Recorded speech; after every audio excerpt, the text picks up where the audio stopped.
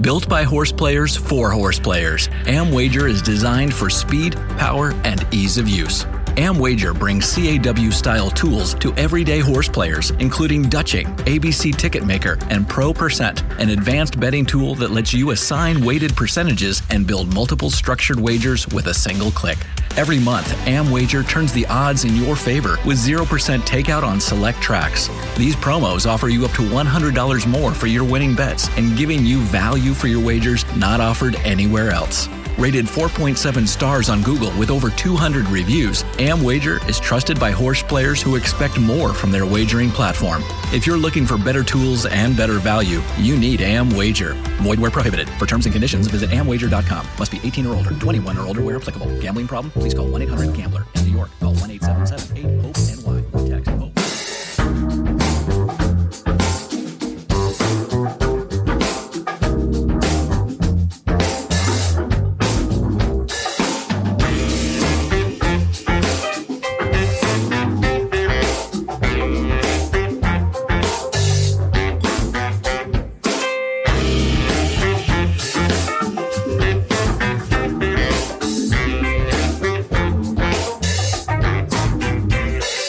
Welcome to the Sport of Kings podcast, episode 370, sponsored by AmWager. Go to amwager.com to see all their promotions, including the upcoming or current 0% takeout on win bets at Saratoga on every Saturday in July, including the Saturday, July 18th. So you can bet at a 0% takeout into the Saratoga win pool, which has the CAW teams throttled down. So it's about as player-friendly a bet as you will find right now. So take advantage of it if you are a member of AmWager. If not, and you can, this might be a good time to join. As always, I welcome your feedback on Twitter/X. My handle's at Derby1592. And this week I'm joined by special guest from the Daily Racing Forum, Peter Smetting, for a detailed discussion about the Grade 1 Haskell Stakes at Monmouth Park and the Grade 1 Diana Stakes, and some other selected races at Saratoga, and maybe even a few more from Monmouth on Saturday. We'll focus on finding and exploiting value. We'll talk about our strongest handicapping opinions and how we might leverage those opinions using optimal betting strategies. Hi, Pete. How's it going? Hey, Chris. Thanks. Oh, hey, okay. Sorry. I was on mute. I didn't want any background noise. You already did the mute. We got that mute thing out of the way early. That's good. No worries. All right. Classic Zoom stuff. Doing good. Thanks for having me, Chris. Love talking about racing. Love yapping it up. You mentioned a couple things even in the intro. I'm definitely taking advantage of the AmWager stuff, the 0% takeout up to, I think it's like $100 back is pretty good. So. And you're playing Saratoga, where they're trying to manage the CAW team. So the only track really taking that seriously. So you got two things in your favor there. Definitely voting with your wagering dollar, as I've heard it said. So definitely. Yeah, we on this spot, I've been trying to encourage people to do that just because it's good for them. I mean, having a more level playing field is going to get you better results no matter who you are. And, so I don't understand. And plus, the racing is really good at Saratoga. So I'm not sure why you wouldn't want to use, if you're playing the races, why you wouldn't want to start with Saratoga. I'm not saying you can't play anybody else, but even there, might as well get into that right now. Even there, at some other tracks, there are definitely some wagers that are more player friendly than others. And I have a little table I use to keep track of all the takeouts at different tracks. It shows how it varies from track to track quite a bit, and how even within a certain track it can vary the takeout from one pool to the other. And some of the pools, some of the tracks actually do manage CAWs a little bit in a certain pool, like Del Mar, starting up here. They manage the win pool, so it's a little more player friendly. And some of the tracks are starting some higher minimum lower takeout bets that aren't as appealing to the team. So usually you can get a little better payouts there than you would in the smaller denomination, higher takeout pools. So even in the non-Saratoga, if you really want to play those, be smart about where you play, and you can get that spreadsheet at my website, betwiththebestmedia.com. That's all one word, betwiththebestmedia.com. And you'll see a little thing about takeout on the top, and click on that, and you can get information on takeout at all the tracks. And you can get information about my new book, Betting on Horses, that spends a lot of time talking about how you can be a little smarter about the way you play in this era of the CAW teams. So I encourage you to take a look at that. And I know you've read part of the book. Pete, any thoughts, anything jump out at you or stood out in the parts that you've read so far in the book? Yeah, I think just going back to what you said, like I have that takeout spreadsheet bookmarked on my browser. Like it's not information that like is easily findable anywhere, which is just like crazy to me. So I appreciate you on behalf of horse players. I appreciate you putting that together. But yeah, like in terms of the book, like you touched on it with like the CAW stuff. I think that chapter specifically is like, it's like really informative. Like I think earlier in the year, I've been playing horses seriously for, I don't know, it must be like 10 years now. And I took my like first break. I was pretty sure I was done, and just like kind of enjoying races on like the big days. And I really think since I've started playing seriously, Naira doesn't do anything perfect. I think, we can all agree on that. But I think this was the most significant change for horse players in a positive way since like I really, came into the game and started playing. So, I know it's something that maybe could even be taken further than it is now. But I think it's really great, and the information that you provide there in that chapter is like really good to know. Like I was at the point where I was maybe betting, a couple races a weekend at most, because if you learn and know about the CAW teams, they are the most informed, best players in the world who have an extreme, I would call it extreme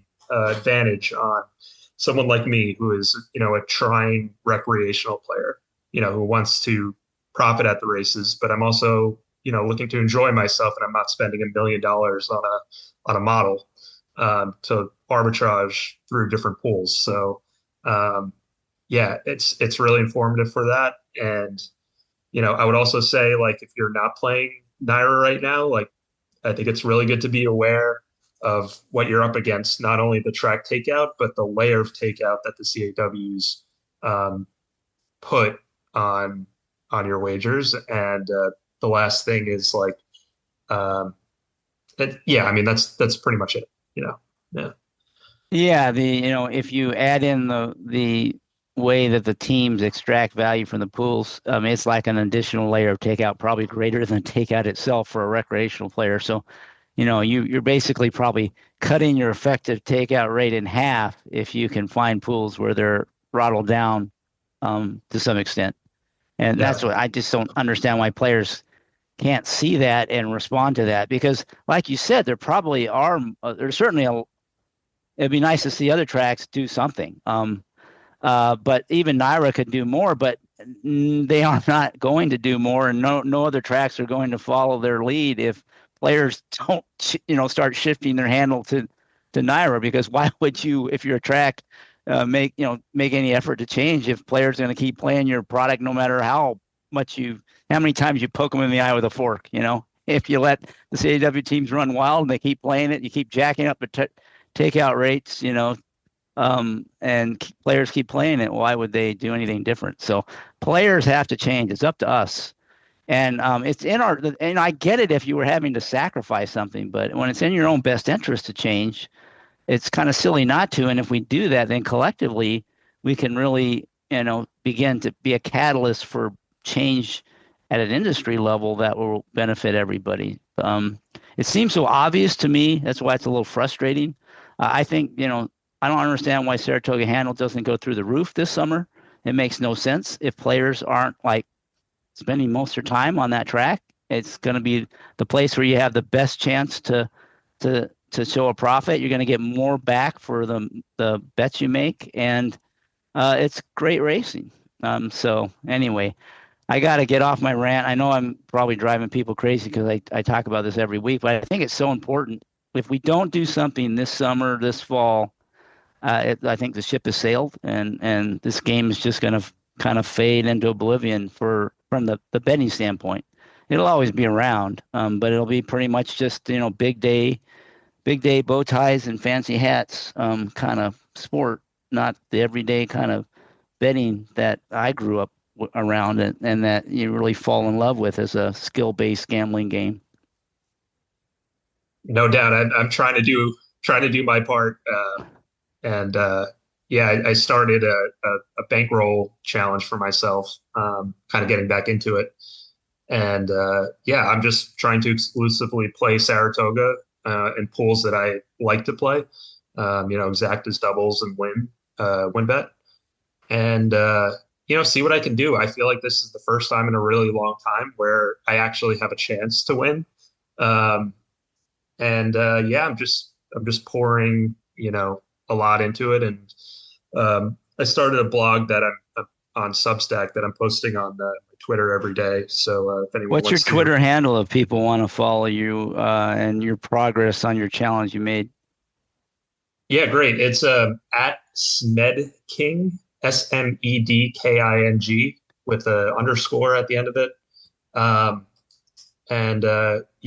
Give me a follow and let me know. It's not a like a tout service or anything. I promise. I'm just just journaling at the end of my day and see what went right and what went wrong. And I think that's a lot of things that even in your book when you talk about like big progress and stuff, like that's something that helps me digest what happened.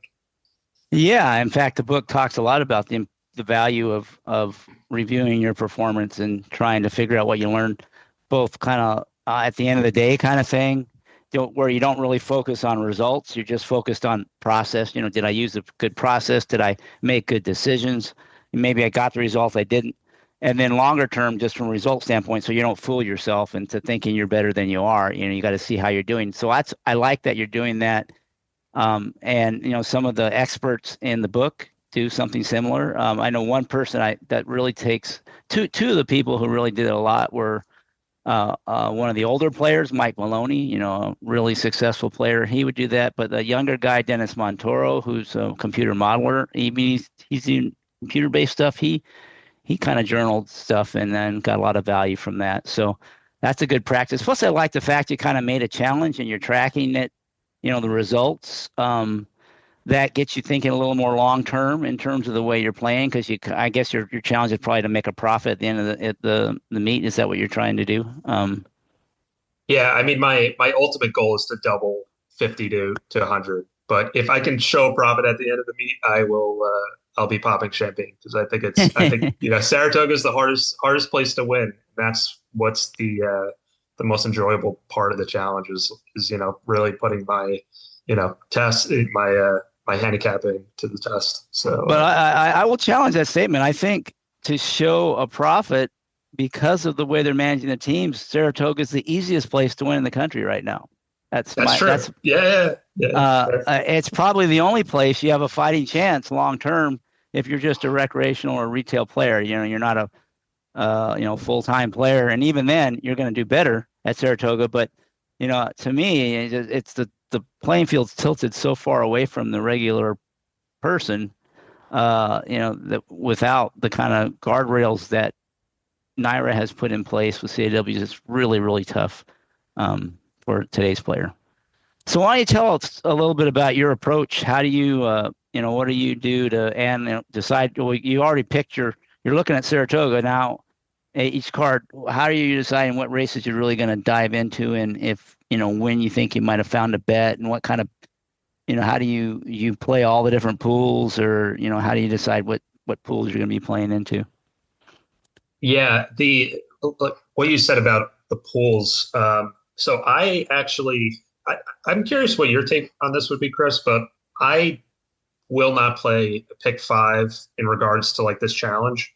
I think that the pick five especially at Saratoga, requires a bigger bankroll than I have to like realize edge, and you'll need a lot of time also to realize edge. But I don't think 50,000 is enough to you know uh, to last like throughout the meet if you're playing pick fives.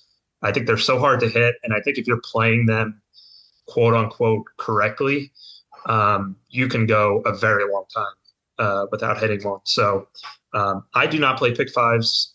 I might outside of the challenge if something like looks like too good to pass up, but I just restrict myself to win, exact, and double. And I love the double. I that's like my main pool. But the essence of the challenge is to basically, handicap every race at Saratoga. Handicap it before the races start, days in advance, and then pick out spots that I think will offer value, kind of just like what everybody does, or hopefully everybody does, and then and then analyze the odds board when the race comes up and be like, is this price above my fair value in a sense where I could make a wager and feel good about it, and I attach confidence ratings to some of the picks. So, if I'm really confident in a horse, I will bet more than if I'm like, this seems like a good value opportunity, but I'm not like that confident. And that might be a disadvantage to somebody using a model or a computer. But since I'm not, that's what I'm left with. So I'm also testing, how good is my radar for being confident in a horse. So when you say confident, is that likelihood of winning? Is that what you mean by confidence? it's actually not. It's how confident am I that this is a good bet, long term. Like, so I could have like an A level confidence on a 20-1 shot. I almost did the other day with this horse, Professor Proton. Professor Proton. Yeah, I bet the same horse. I listened last week and I heard you like the horse as well, which is just why I brought it up. But yeah, he looked like he might be a winner halfway down the stretch, but he got a little leg weary at the end. He did, yeah. Third. Yeah. Unfortunately, and I kind of blew the wagering in that race. But anyway, yeah, it's just so if I think a horse is a really good bet in a race, value wise, I'll make the confidence higher. But that doesn't necessarily mean most likely winner.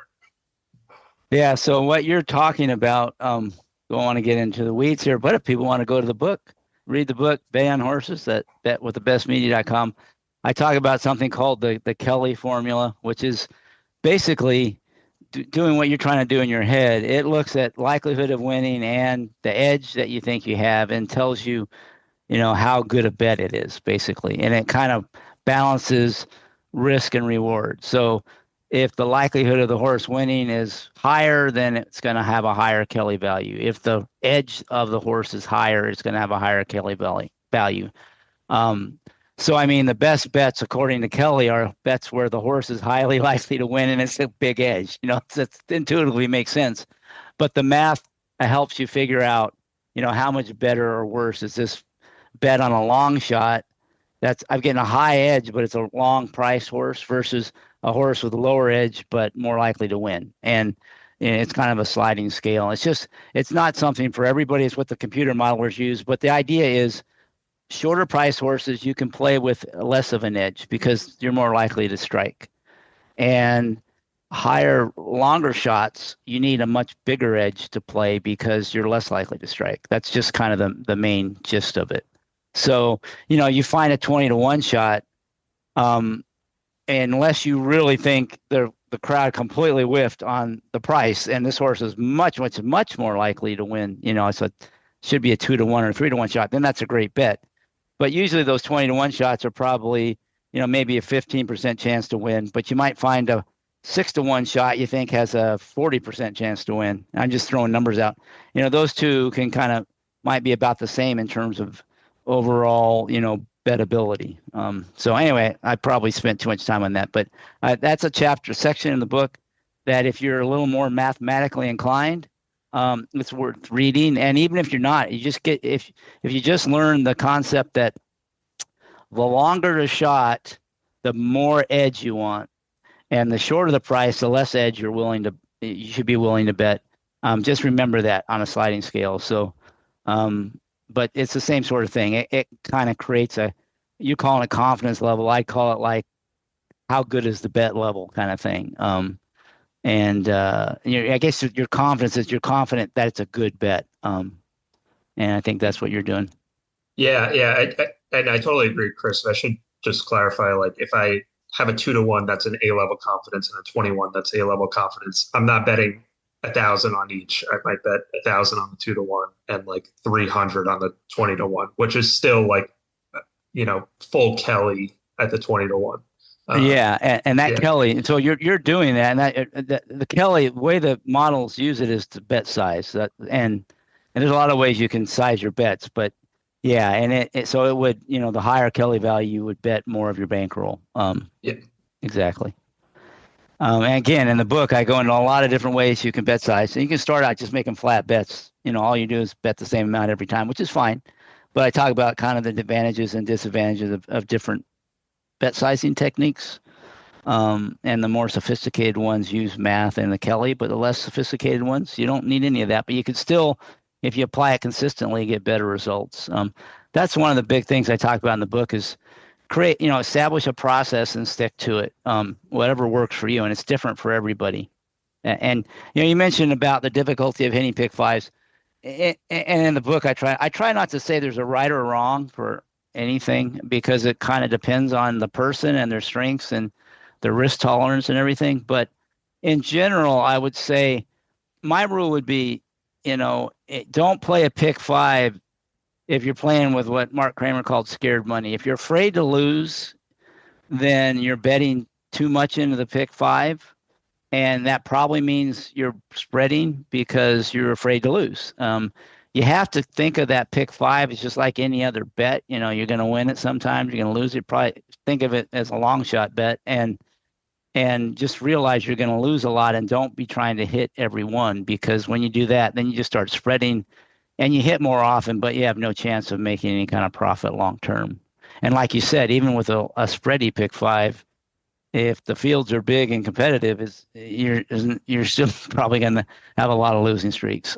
So it's just not a good way to play any kind of bets you're making. If you're afraid to lose, then you shouldn't be making the wager.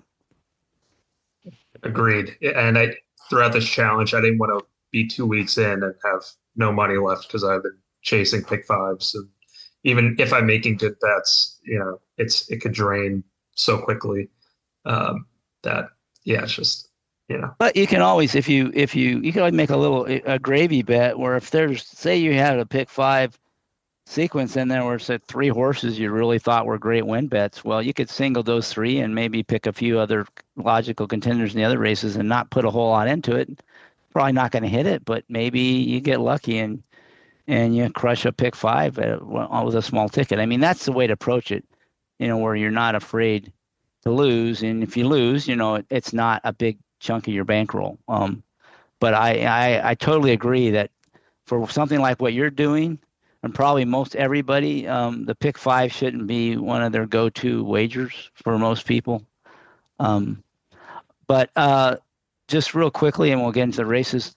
And when you decide to play an exact or a double, I guess is going to be pretty obvious. There must be something you like in an adjacent race. But how do you decide you're going to play an exacta in a race? What would get you to go beyond the win bet? I won't play. I might play a reverse exacta, which is basically like I like a 5-to-1 shot, but I think the 2-to-1 favorite is an extremely likely winner. So I'll play that. I will also play exactas if I hate the favorite, and I might spread out either with a key or like a 3-horse box. I don't like betting trifectas and superfectas as much. One is I don't get the rebates that I do with exactas to make it, to make me feel good about it. Um, and they're just like a lot harder to manage in terms of like bankroll and losing streaks.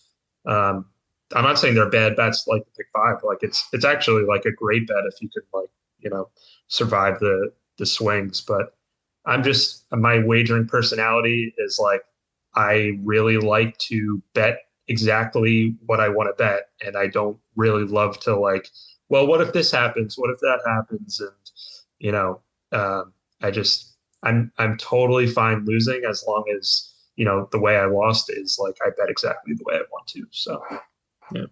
Yeah, and those tries and supers are harder to hit. Takeouts typically higher. If you're getting rebates, that might mitigate that. But also, if you're playing on a pool that's not managing the CAW teams, that's where they have a huge edge, especially the small denomination. It's like a superfecta, 10-cent superfecta. They just extract a lot of value out. So it's really hard to make money on those races. In general, I think the one time where you might want to consider that, not if you do like playing vertical bets, is when there's a short price favorite that you think can run off the board, because that's where you get the value. You can just fade it in all the spots. And it's that to me is when I see a bigger field where I really don't like a short price favorite, that's probably when I'm the most likely to look at, okay, is there a try or super here? Can I eliminate some of these horses, and can I narrow it down enough? And do I have some opinion or a horse I can key? That's probably the time to seriously consider that wager. But I agree in general, unless you're just really like that rate, those pools, and that's really your wheelhouse, probably not the best bet. Usually in general, it's just keeping it simple. Like you said, your win exact as doubles. To me, that should be the core of most everybody's betting, and the rest is all situational and gravy kinds of bets, where you're just trying to, put icing on the cake kind of thing. Yeah, and I respect the people who can make the tries and supers work. And if you're going to do it, I think you laid it out pretty well. Pitch the favorite and, do a large spread and try to catch something. It's just never been something I've been comfortable with. And that's stuff that people, along the way figure out themselves, where do they feel most comfortable betting. So, yeah. All right. Well, let's get into the races. So we're gonna cover the two stakes races from Saratoga, the fifth race, the Diana Stakes, the eighth, the Coronation Stakes. We're gonna cover the Haskell from Monmouth. I maybe a couple other races at Saratoga and Monmouth, but we'll play it by ear. We'll start out with the fifth from Saratoga. It's a grade one Diana, mile and eighth on the turf for fillies and mares, 3-year-olds and up, the older ones. In this race, we've got, I would say, there's no obvious standout. Probably the morning line favorite, I guess, is Catherine and Marissa. The big thing to take into account in this race is, not surprisingly, it's a grade one turf race at Saratoga, and Chad Brown has 4 of the 7 runners entered. What are you thinking here? Are you a Catherine and Marissa fan or one of the other Chads, or are you going to try to beat all 4 of the Chads in this race? So I am not against Kathy and Marissa. This handicapping this race just kind of like pissed me off because it reminded me of the New York that a lot of the horses, or a couple of the horses, are coming out of last time. Actually, maybe it's just Kathy and Marissa coming out of that race, because that was, an extremely well orchestrated. That's like the polite word is orchestrated race by Chad. They kind of just boated portfolio duration home from the rail. And I had bet a different horse, which we might talk about later. City Girl, who was the fastest horse and broke on top, and Irad strangled her back to give Flavian the lead on portfolio duration. And I'm like, the horse I like in this race is the 2 Cathedral, the Euro, semi-Euro invader. I'm worried with 4 Chads in this race. He's going to try to orchestrate a situation where Cathedral is compromised. I think Cathedral is the main danger to the 4 Chads. So I'll be, I mean, the morning line is an incredible 6-1. I'm like a little skeptical it's going to, go 6-1, or she is. I would bet her at 3-1 or 7-2. But I'll be rooting, at least in my heart, if there's no bet, I'll be rooting for Cathedral because I don't know how you bet portfolio duration, at 5-2 in this race. And I'll do some combination of 2 with the 1-3 if Cathedral's a good enough price. So do you set an odds line for your win bets? Do you have like a fair odds? You said is it like 3-1 on Cathedral? Do you do that on all your win bets? Sometimes I'm really flexible in terms of like, I don't have a model. Like I don't have, I'm using like a mental model. So That's a model though. It is. Yeah. So this horse, I do feel confident that I can put a number somewhere between 3-1 and 7-2 on. But some situations I don't have a good rough fair value, and I just know that it's a good bet, and like people are going to miss stuff on it. So, I won't take a horse like way underneath. Like I have to feel good about the bet if I'm going to do that. So it's a lot of vibes. What's your confidence on that bet? You said you put a confidence level on. On Cathedral, it would be something like B- because I think Chad's going to work to compromise Cathedral, which is like really, I have my own opinions about that. But, it would be B- because I think they're a horse like Sagesta. Cathedral's a very good gate horse. And I think she can wind up on the lead on the inner, which is like always an amazing situation that I look for. But I think a horse like Sagesta, if Chad told Dylan like, hey, don't let Cathedral get too far, in so many words, I think, there are ways to compromise Cathedral in this race. So I would put it at a B-. Yeah, I would be surprised if Cathedral's on lead. I think Chad will send one for sure. I think 5G wants to go. But I think Cathedral could get a pocket trip, but that she might get race ridden in that position too. Ricardo Santana's strength is not turf riding, so he's having a pretty good meet, but he's aggressive, and it's more he does. And the turf, of course, has been favoring speed, so he's been winning some on the turf. Well, maybe he will send. I don't know. I'm a little surprised that he's riding this horse. That's not the guy I would pick for my Euro shipping into the U.S., but it's an interesting choice of riders to me. But I think that's the only logical alternative in here would be Cathedral. So I'm with you. I am a little worried with 4 Chads in there, what kind of trip the horse will get, but at least it's a small field and the horse will be forward and on the inside. It just maybe will have, I just don't have confidence in the rider working a trip out of traffic and into the clear, but we'll see.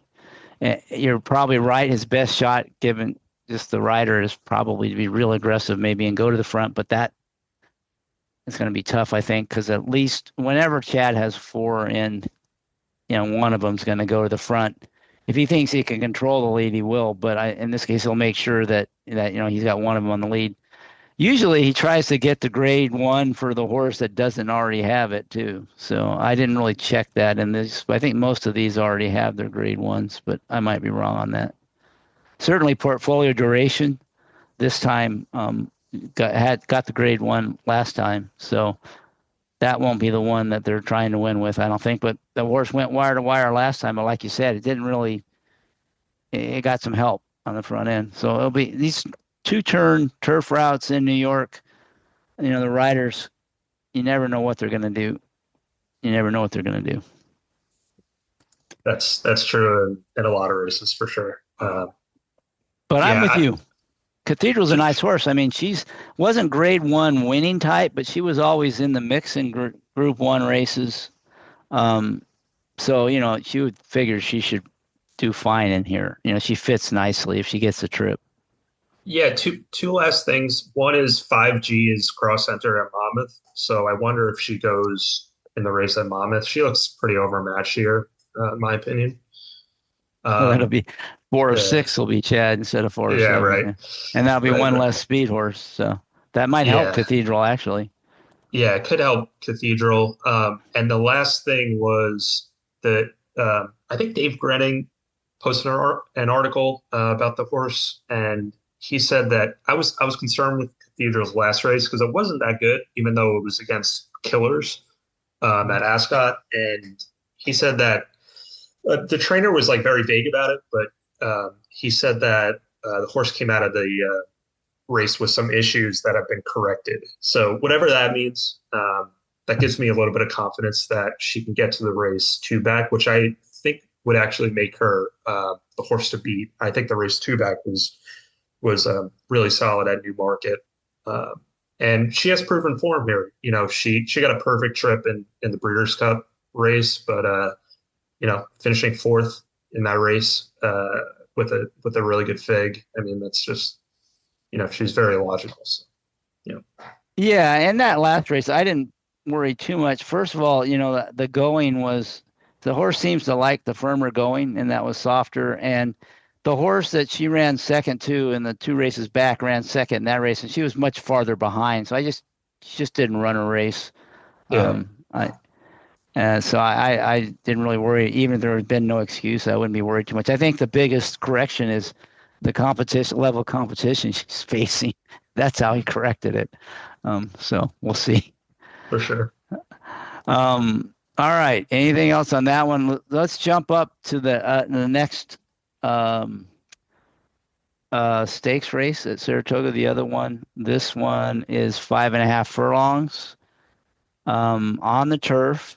It's going to have a strong favorite in Cy-Fair, who probably is a deserving favorite. What are you thinking on this? Are you going to try to beat Cy-Fair, or is she looking too good in here?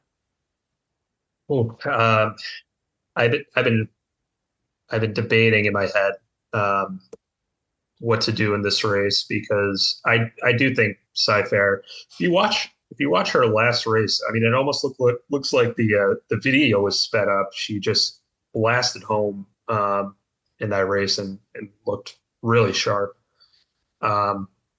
There's 2 things I'll say about a couple other contenders. One is Sapphire Beach. I mean, very obvious second choice.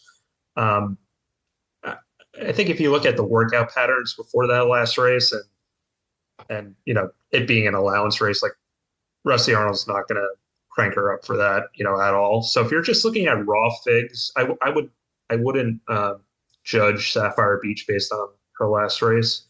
The horse I'm like pretty interested in is the rail horse, Quiet Street. You know, I loved her maiden win at Saratoga last year, and I find a lot of excuses in her last 4 races. To me, she's a turf sprinter. She's not a turf router. And her last race still gave me confidence that she can really quicken up. She was just impossibly far back off that slow pace. And it looks like she did no running, but she did in the middle of the race. And the scenario I can draw for her for winning is if Sapphire Beach says, if Jose says to Johnny, I'm not going to let you get away, and we're going to see who the best horse is, and we're going to duel it out from the start. Because I think in the middle of this race, if they decide to do that, could really heat up. And Quiet Street has a very good late kick. So at 8-1, I'm kind of interested in that. and it would be a real separator in the multi race wagers if you can beat the 2 and 3. Well, certainly the 2. I think the 2 is going to be really short in here, and the 3, like you said, is the logical second choice. So yeah, I kind of like the way you're thinking on Quiet Street. It doesn't seem like there's a whole lot of speed in the race, though, which is probably not going to help. And like you said, unless they just decide to throw it down between those two, for a turf sprint, this is not like loaded with speed kind of race. Yeah, Sapphire Beach kind of likes to be forward, but she's never really gone quick early.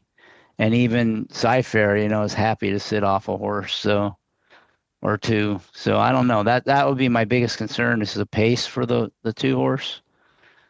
I mean, the 1 horse. But you get the big price, and I agree with you. The last few races, not really a router, and that one only sprint kind of acted up in the gate, and that was off a layoff, and had a good turf. First 2 races of his career were really good turf sprints. So, and it gets the rail, but it's just sometimes hard to catch them if they're good horses in front of you that haven't been going too fast, like a Cyfair.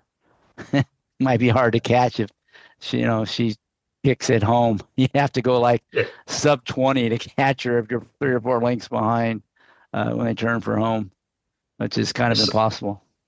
Cyfair is a really, really nice horse.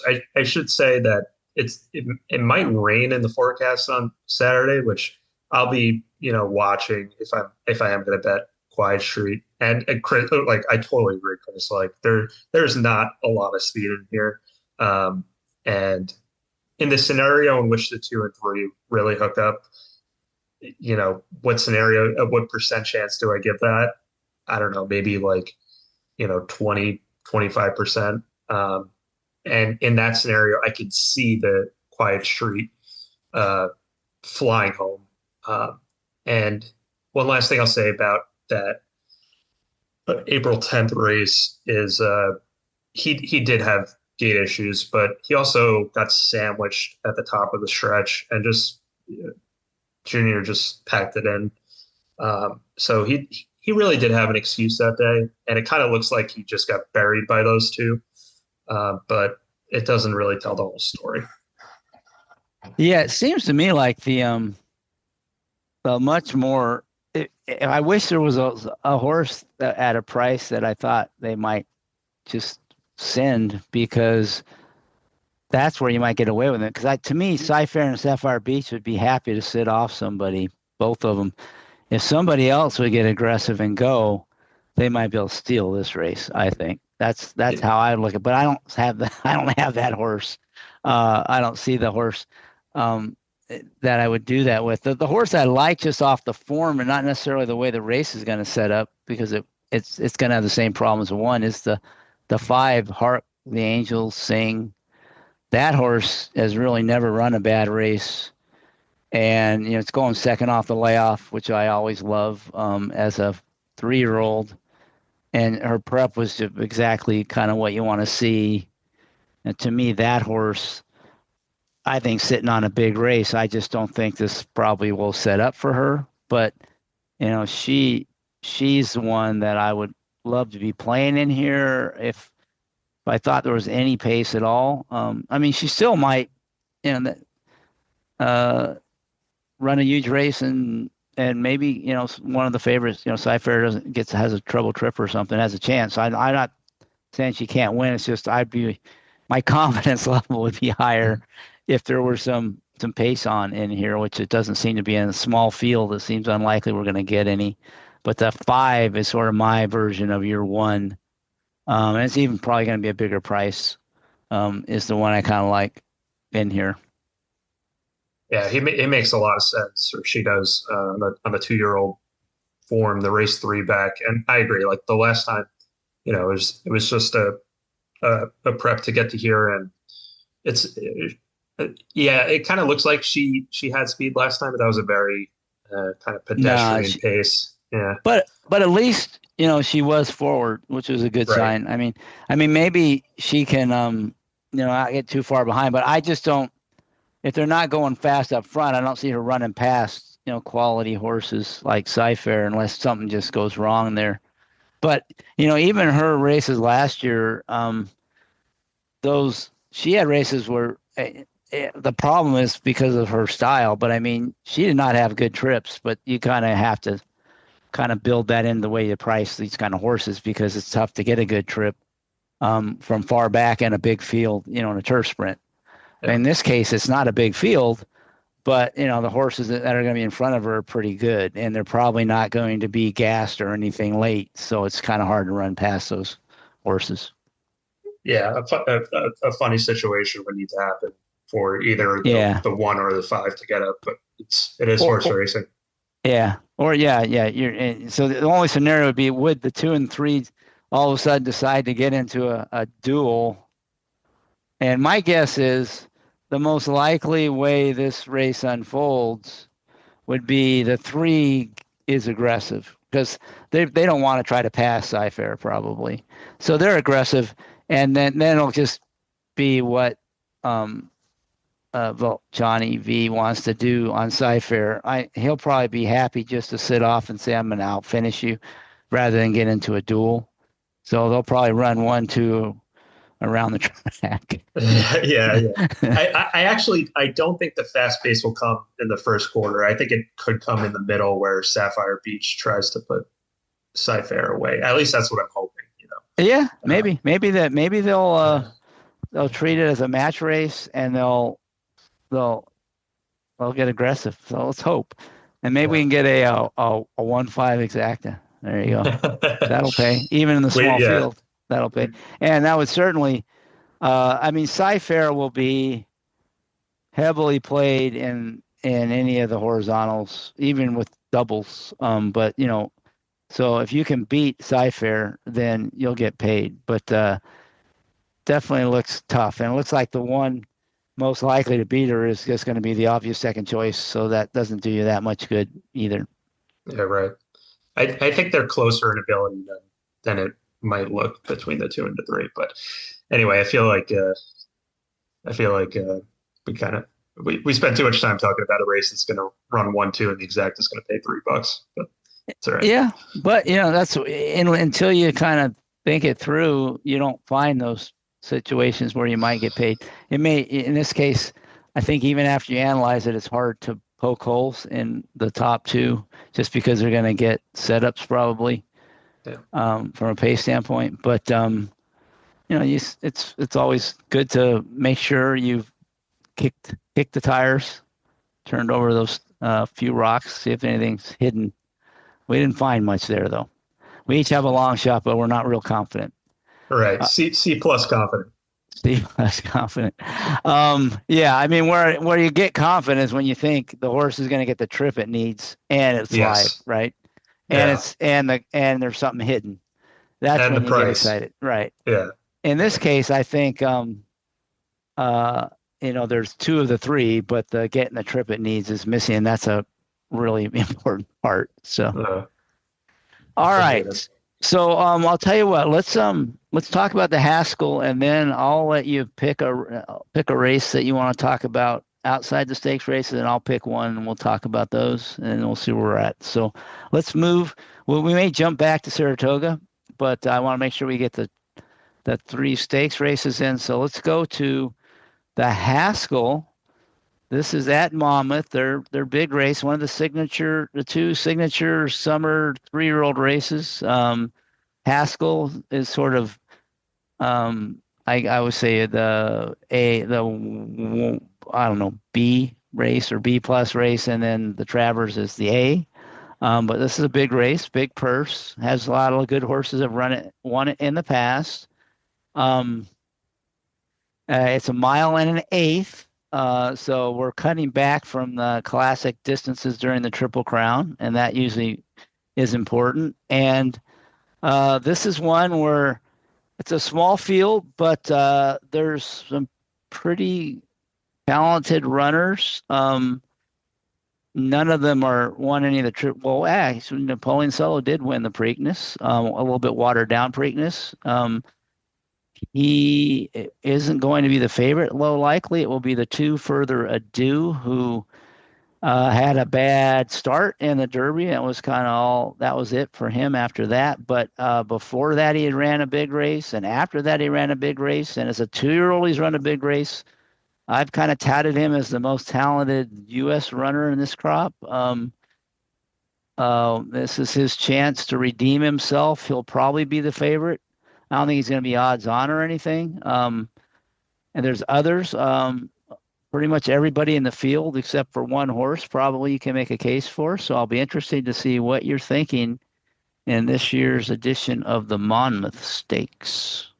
You said a couple things there that I think are relevant to the discussion of further ado. I think you set up further ado as but he is the deserving favorite. I'm not trying to say he's not.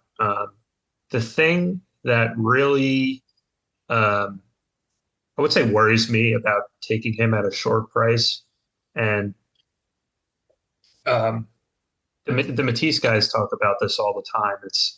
This horse has shown zero ability to scramble, and what that shows me is all of his big wins have come from when he stalked a slow pace on the outside and got comfortable and beat terrible fields.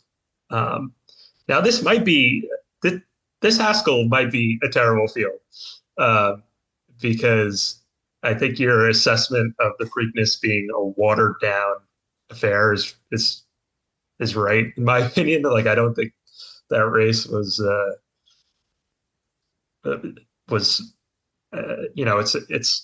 it's an allowance race basically.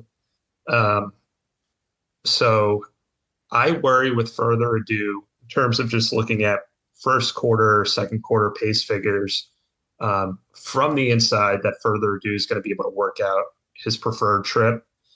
And I do feel like at the price he's worth taking a shot against. The issue is where do you go from there? At least that was my issue. Trying to find a horse. I ultimately, I'm pretty sure I'm going to bet the Puma in this race. And I know he had issues and stuff coming out of the Derby and Preakness. Not that he ran there, but it was around that time frame. And based on his work tab, I'll say he looks like he's back to his best form, if not has surpassed that. And I am still of the opinion that the Florida Derby was the best 3-year-old prep race coming into the Derby season, and we haven't seen the Puma since then. So I don't love Luis on this horse. I think Luis is one of these guys where he's like great with a forward stalking trip, but if you ask him to like close and weave and be patient, I think you saw that in the Derby with Commandment. It's not his best riding style, so that's my one drawback. But I think I'm going to have to bet the Puma if he's 3-1 or 7-2 in the spot. I don't have morning line, so I don't know where he is, but yeah. He's right about there on the morning line. Okay. They have further ado, the Puma, Iron Honor, and Napoleon Solo all with between 2-1 and 7-2. So and then Ocelli's 6-1 and Baby Vino is 15-1. And to me, the Baby Vino is interesting because that horse is just, it took a while to get going, but it just keeps getting better with every start, and it will be finishing probably the best finisher in the field. And all the other horses want to be forward except for, Ocelli. Even the Puma is, he's come from farther behind, but he'll probably be mid-pack, so he'd be closing too. He and Baby Vino probably be wanting to get about the same trip. Baby Vino will be a much bigger price though, so that's probably where I would lean from a value standpoint. Would be the 3. I get it with the Puma. I don't share your enthusiasm with the Florida Derby. I think it's the most overrated prep Everyone says it's the best, but there hasn't been any Triple Crown winners coming out of that, and Triple Crown race winners. And I just think they were okay, but I think the crop in general isn't that good. I would say to me, Iron Honor and Napoleon Solo are better than people think. I said it was watered down, but I think those two are legitimate horses. And I think the Florida Derby with Chief Wallaby and Commandment and the Puma was overrated. So we'll see. So far, nothing's changed my opinion of that. But we'll see. This will be a good test because certainly the Puma should get a good trip. I mean, his main rivals all want to be forward, and probably there'll be at least an honest pace in front of him. So if he is better, the trip shouldn't get him beat. Now he is coming off the layoff, so maybe he won't be at peak form, but you would think this has been their target all along when they missed the Derby. So, I don't know if that'll be much of an excuse, the layoff. But, all those horses fit. No, Ocelli will get a setup. I think it's more of a clunk up second or third kind of thing like it likes to run. But its last race wasn't that bad. That Ohio Derby wasn't too bad. Chip Honcho's not a bad horse. And, he wasn't that far behind the Napoleon Solo and Iron Honor in the Preakness. So, and I could get a pretty good setup for Ocelli. I'm not a big fan of that horse, but I think they all will get a chance. We'll see I don't think the trips are going to be the excuses. I think we'll see who the best horse is in this bunch. And I think it's Further Ado. I think he's kind of a standout, but I could be wrong. I don't, the only race he's had to scramble really was the Derby, and he lost all chance at the start. I mean, he was not going to, he got slammed really hard, had to go into chase mode wide on the first turn. There was no way he was ever going to run his race, and especially the way that race set up. I think that's just a complete toss, and I wouldn't downgrade him for that. If he had broken cleanly, I don't know what would have happened, but I wish we could have seen that. But I think in here, he's going to get a good trip. Probably he'll be stalking the pace, and I think he's the best horse. But we'll find out. I could be way off on this one. I certainly not going to be betting him at 2-1, but I think that's probably about fair value on him in here. He's, I think, by far the most likely winner. We'll see. On form, he is. I think intangibles is where I'm trying to draw some skepticism from. But yeah, like we'll see. Maybe he'll rate, with IRAD up in his mouth between and behind horses and then explode through a hole, and I'll feel like an idiot. But until it happens, I'm not willing to take 2-1 on him. And by the way, if he drew where Ocelli drew, like I would single him in the spot. Like I don't even think it's a question for me. I think he would be like so much the horse to beat. But well, what is it about that post and trip? And what trip do you think he's going to get that's bad? What is it that concerns you on it, or that what you would think drawing that 2-hole? What's the trip he's going to get from there that you think is going to compromise his chances?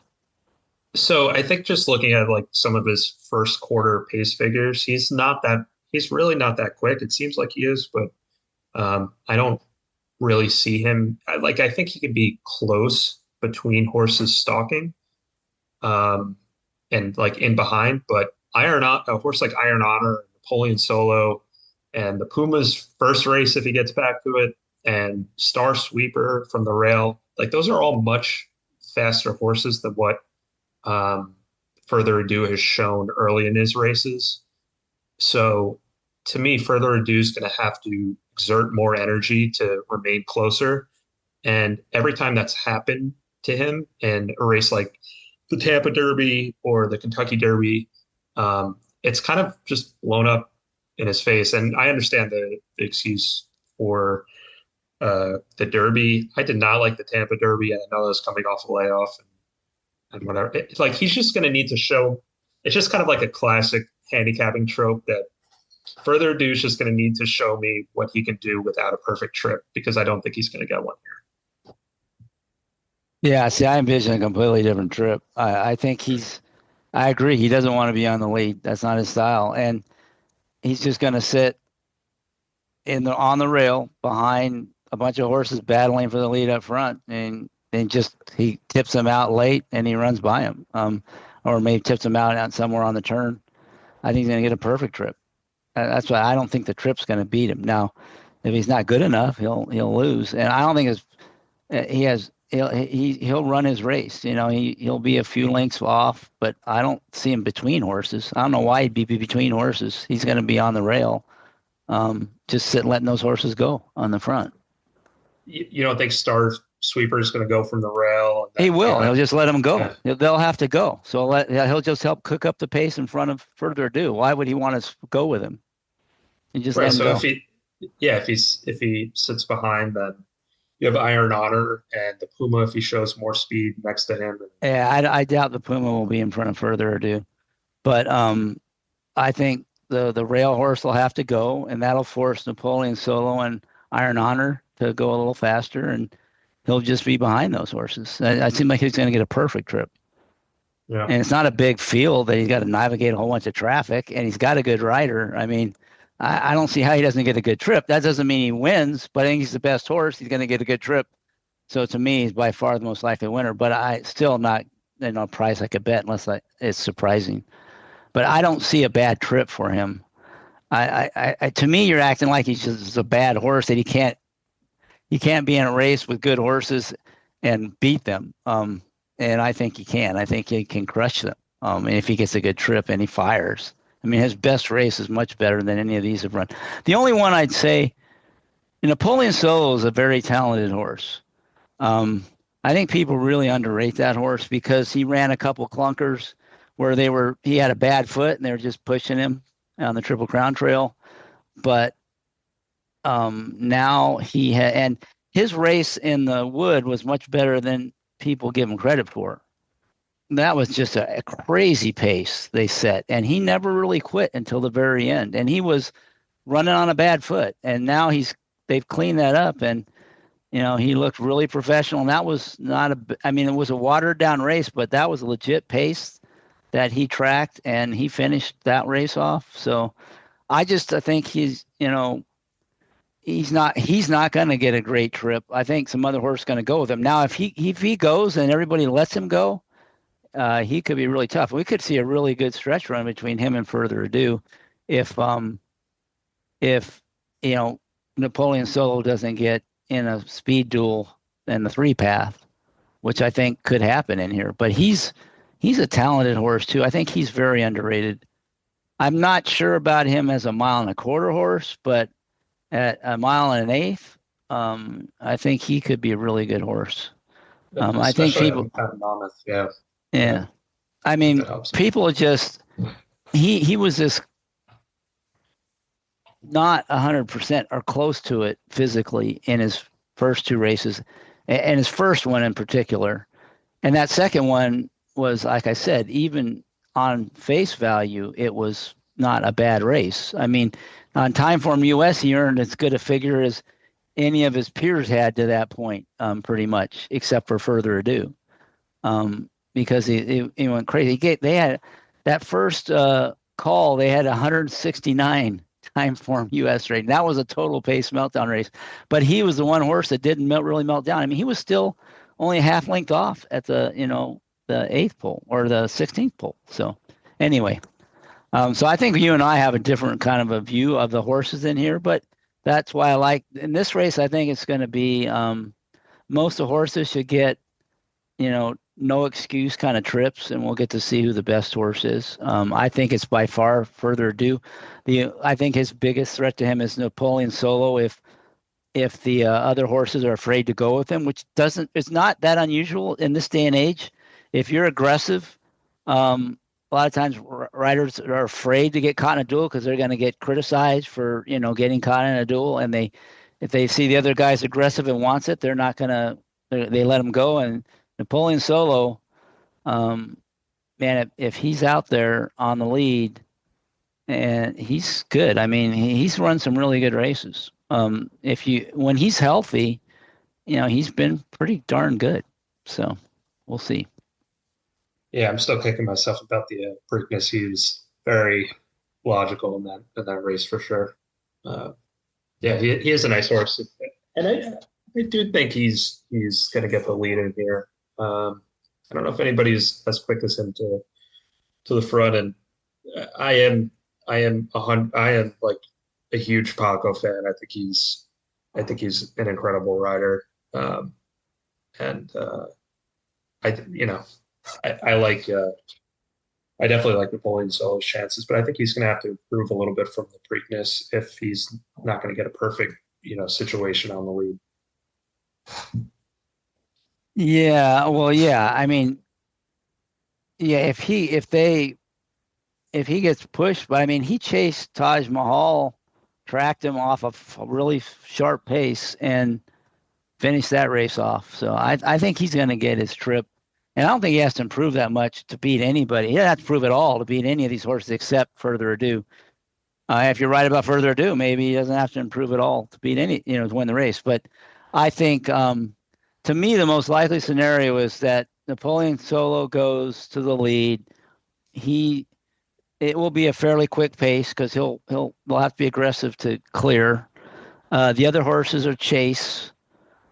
Further Ado will be sitting back, stalking on the inside, and then turning for home. Further Ado will make his move, or going into the final turn. Maybe is when he starts picking off horses, and it'll come down to those two. I think Further Ado is the better horse, but I have respect for Napoleon Solo. It kind of depends on how easy of a lead they let him get, or if somebody decides to not let him have the lead, then definitely that shifts to Further Ado's favor. What what speed is Napoleon Solo's speed figure on the Preakness from what you're looking at? Is that like comparable to Further Ado? Well, in Timeform US, which pace adjusts it, which is Right. where Napoleon Solo, he's capable of a high cruising speed. So he actually ran a 123 as a 2-year-old and a 122 as a 3-year-old, and that's faster than any of the other 3-year-olds in this crop have run. Further Ado, by comparison, has 123 and 125 this year on Timeform US. So he's a little faster, pace adjusted. But I mean, Napoleon's, their race shapes are different. Further Ado just kind of stalks, and he kind of runs pretty much the same speed the whole race, right? He doesn't get tired, but he doesn't go super fast early, whereas Napoleon Solo is more of the classic, really, gets out there and rolls and then kind of hangs on. He doesn't decelerate really bad, but he decelerates more than Further Ado does. Yeah, but they're very comparable. Mile and an eighth Napoleon Solo. He's proven that. Yeah, just on the numbers at Timeform US. Now, other numbers, I'm not sure about the buyer. I have to go look at it. But on Timeform US, which for dirt, I think are the best because they do account for pace. They don't account for ground loss, so sometimes they can miss on those. But on dirt, usually that's not as big a deal as on turf. So I think he fits nicely. He ran that huge race. It was always, those fall races in New York are always questionable, but just the way he did it was really impressive, and the number was impressive. So we'll see. I think he's a pretty good horse. But from a betting standpoint, if Baby Vino gets ignored and he's 15 or 20 to 1, the way I'd probably be playing it was try to use him with those other two. So if he could run second or first with Further Ado or Napoleon Solo, that might be a way to play it. Problem is the field's so small. This is probably a race I end up watching. But if I had to make a win bet, it would definitely be on Baby Vino. That would be the one win bet I would make. But my confidence level again isn't high, just because I don't know if he's at the same level as these horses. But what I like about him, he's sort of the classic, just getting better with every start. I think he'll get better with added distance. He's never well, I guess he did. He was a mile and eighth one time at Oaklawn in the maiden race, but he's just that kind of progressive type.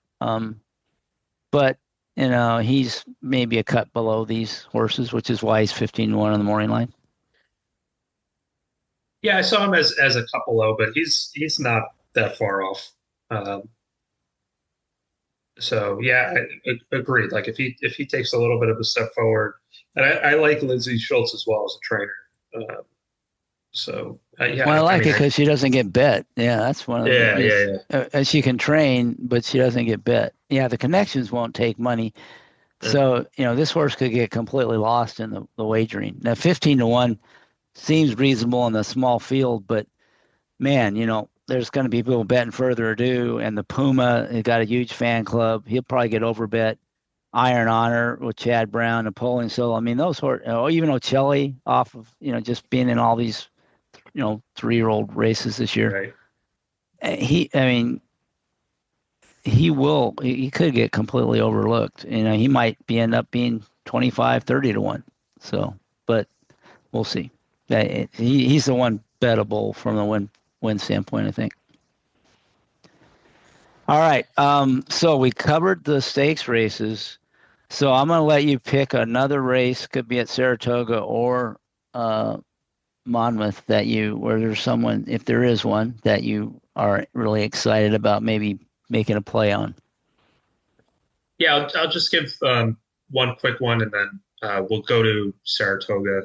But in Monmouth 8th race, it's just I think it's a Jersey bred race. I don't have the conditions in front of me.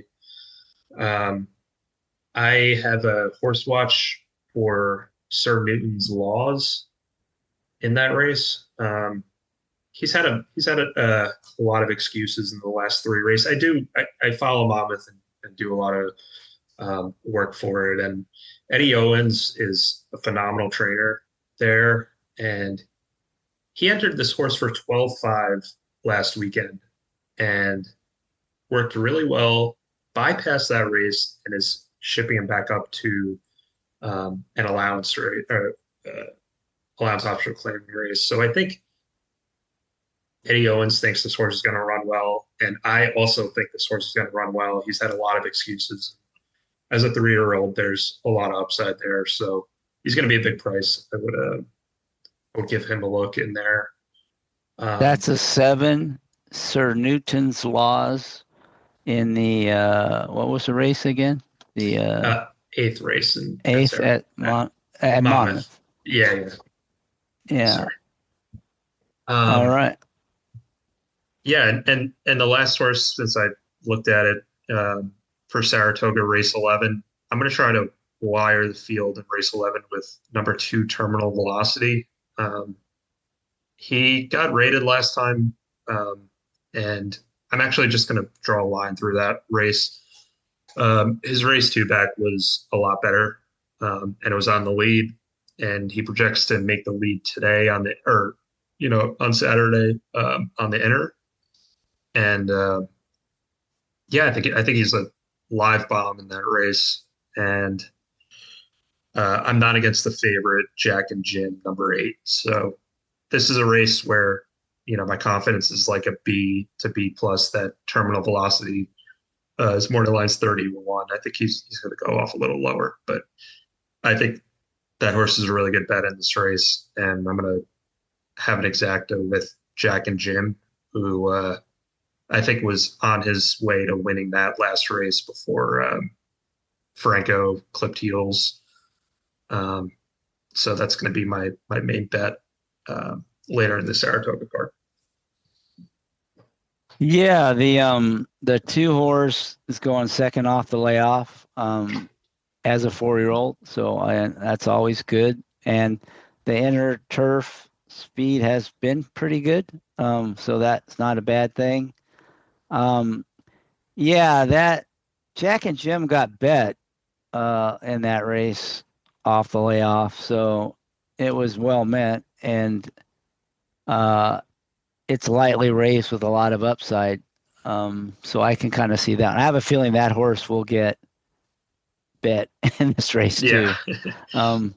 So I don't know what kind of price you'll get on that one, but you'll definitely get a price on Terminal Velocity.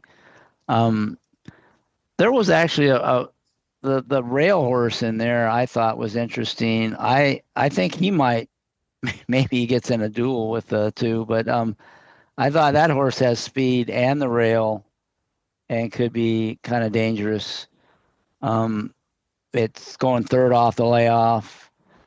The horse has run well before on both turf and dirt.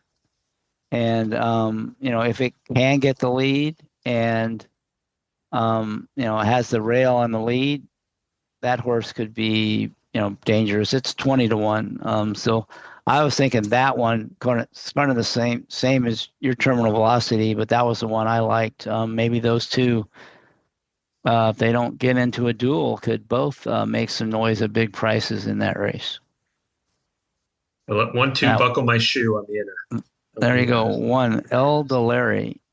El De Larry. I'm not sure what that thing, interesting name, but yeah, and yours is the 2 Terminal Velocity. You like Jack and Jim.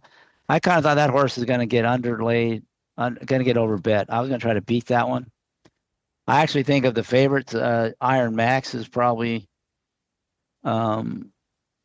seems pretty strong in here, but it's not a win machine this year. But that horse, they're both 3-1 in the morning line. I just have a feeling the obvious trip horses I usually kind of avoid, especially when they're,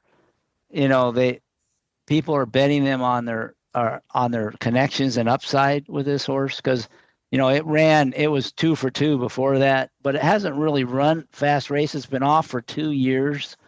That's the kind. I have a feeling it's going to get bet. It got bet on last time, and when it had the trouble, probably would have won. But now I'd probably get bet even more off of that, I think. So I was just more, not that I don't like the horse, but, that long layoff, very long. And the trouble, I just don't know, that horse, I think is a little shaky. So I'm going to try to play against that one. I was thinking the 1, 2, 3 were actually the 3 horses I was interested in this race. All big prices, all on the inside, on the inner. That was kind of what I was thinking. This might be a race where you could catch a really big payout. So that was I was looking 1, 2, 3, but with the one, the biggest lean on the one, but maybe go 1, 2, 3 in there. Did you have anything else at Saratoga that you liked? No, I don't know if you're going to talk about the 12th race, but yeah, let's talk about that one. That one's because that's always the payoff leg of people who do want to play the horizontals, and they always make it a maiden race on the turf. So it's always tough. A lot happening. So yeah, I saw this one pretty wide open, but there were some horses that were going to be prices I thought were interesting. Did you have any opinion at all on this? I did. I had a kind of a spread, but I like my key. My key is going to be the 5 Galway Girl. This is you talk about like trips. This is like a really master of the obvious trip horse last time. But a couple of things that I like about this horse is I like the rider switch to Katie. I think sometimes Katie will give good rides on the turf. And the middle of that last race was so fast. And Galway Girl, she did all of her running in the middle of that race. And I don't care where she finished. She was 4 wide around the turn when she was doing that running. So I think there's a lot more there. And a couple just ridiculous horses I want to throw in with her if 15-1 isn't big enough price. The one, My First Dinah, I like the turf breeding on this horse, and there's a chance like something crazy could happen where the rail could open up inside and she can get through and really improve on the turf. So I like her for a couple bucks. And Daylight Dreamer, the 7 was my other logical horse, as well as the 9 Combat Move. who I like to work out last time for the first time starter with Linda. And Linda's not a first time starters on the turf with Linda was typically like a throwout angle because she would use the turf race as a prep for a dirt start next time. But she's won with her last two turf sprinters at Saratoga, and I thought that was like pretty notable. And Jose comes in to ride. So my key is 5 with 179 in this race. Yeah, I'm with you on the 5. That's who I like in here quite a bit. I mean, I agree. The horse got really slammed out of the gate, kind of lost any chance, and then it rushed up really fast and was hung wide.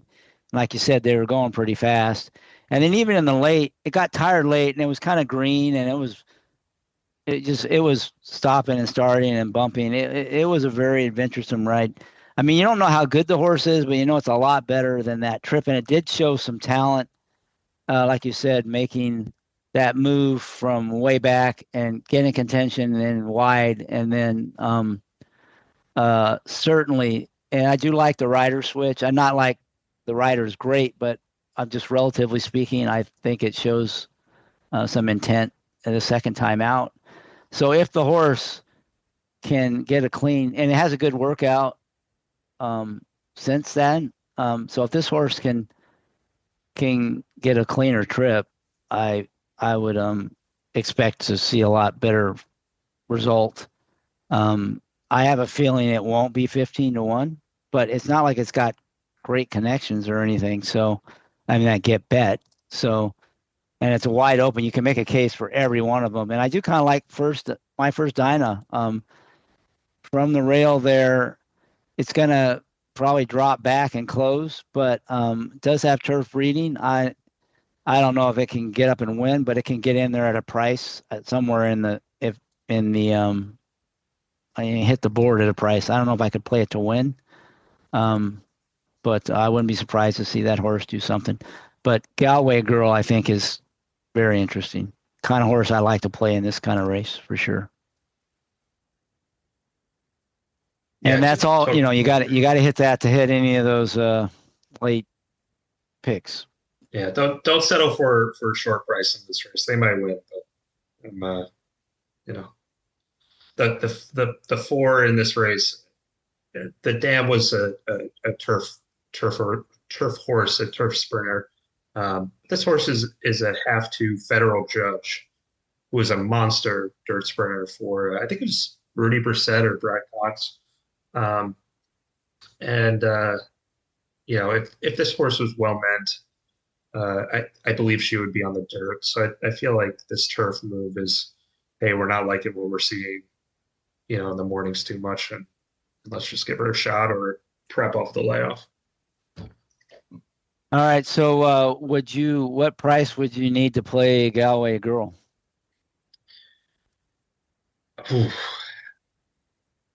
I would say, I think she's pretty good. I would say somewhere between 6 and 8-1. I think 6 would be like, I don't know if I could accept 6, but I think 8-1 I could feel good about betting. All right. I think you probably get that price. I would hope. Yeah. What about in the prior race, Terminal Velocity? What price would you need on that horse? I think below 12-1, I would be. I don't know. Below 12-1. I would need insanity insurance, but I wouldn't be like making a serious bet. Well, I think you'll get your price on that horse. Yeah. So, would you play a double Terminal Velocity to Galway Girl? I would think about it for not much. I'm interested in these races like individually, so I'll play maybe like a $5 or $10 double with the bombs. But I'm going to be more interested in exactas and win bets in both of these races because, like you said, Chris, like if it comes Galway Girl, my first Dinah, like that exacta is going to be parabolic. Like it's going to be insane. So yeah, I want to be there for that. Yeah, I mean, it seems like these last two races, you've got prices you could play around with without having to bet a lot, with doubles and exactas that you can make a pretty nice score. And if you just hit the win bet, you can make a decent score. So, those would be kind of gravy. But to me, these last two, there's a chance to make some interesting bets. You're not going to bet the house on it, but especially if the inner turf is playing to speed still. There is some rain in the forecast. It looks like it's put off till later in the day. So it kind of depends. As long as there's not some, huge downpour, hopefully they'll get these last two turf races in. But that's something, and they don't have to worry about chewing up the turf course before a stakes race. So I don't know that they are a little bit at risk, as any turf race is at Saratoga. Probably the stakes races will go. They're earlier in the day and they're stakes races, but these last two could be a little dicey on whether or not they stay on the turf. So always pay attention to that, especially if you're playing horizontals. And there's, this is where you get that famous, everyone complains because they take off the turf at the last minute in the middle of the sequence and you're all kind of thing. So. Yeah, the way the results for the inner turf races have been playing, I hope I get it all every pick five. I mean, the results are really tough. So. Oh yeah, well, the course could use some rain, so yeah. It'll be good. Maybe that'll soften it up and kind of get away from that bias, because it certainly seems to be the rail and speed is pretty good usually on that inner turf right now, which it doesn't seem like you'd think people would be jumping on it, but you never really are sure who's going to go in these races. But it seems like that 11th race, the one or the two, one of those two are going to be on the lead on the rail. So I think that's an interesting race for sure. Yeah. All right. Anything else before we wrap it up? No, I think I'm good. This was this was a lot of fun. I like I said, I love talking about racing, so appreciate you reaching out and having me on. Well, I wish you the best on your challenge. I'll have to follow along and see how you're doing. And I like the whole idea. I think some of you listeners out there might want to do something similar. Just gets you thinking a little bit more long term, be a little more careful about your wagers, and kind of get you to be tracking what you're doing, and looking where you can keep improving, which you have to do in this game. So again, give them your handle one more time if they want to follow along. Your Twitter/X handle. Yeah, it's at Smedking, SMEDKING with an underscore at the end. And follow me. All right. Well, thank you, Pete, for joining us. Thanks to all the listeners. Good luck at both Saratoga and Monmouth. If you're playing Monmouth, be smart. They don't put any guardrails on CAWs, and they have a few friendly, player-friendly takeouts and some not so friendly. So look at the spreadsheet. Be selective. Make sure you really found some value before you bet any of those pools. But enjoy the Monmouth Stakes. Enjoy the races from Saratoga. Let's hope the weather cooperates. If it's not rain, it's heat. If it's not rain and heat, it's smoke from fires. It's like the apocalypse upon horse racing this summer. But hopefully it'll improve. And so far, Saratoga has been pretty lucky weather-wise. Hopefully that keeps up. But that'll conclude show number 370 of the Sport of Kings podcast. Good luck this weekend, and please enjoy the Brooklyn Boogaloo Blowout. Cheers. That's a wrap. All right. I love the Brooklyn Boogaloo Blowout.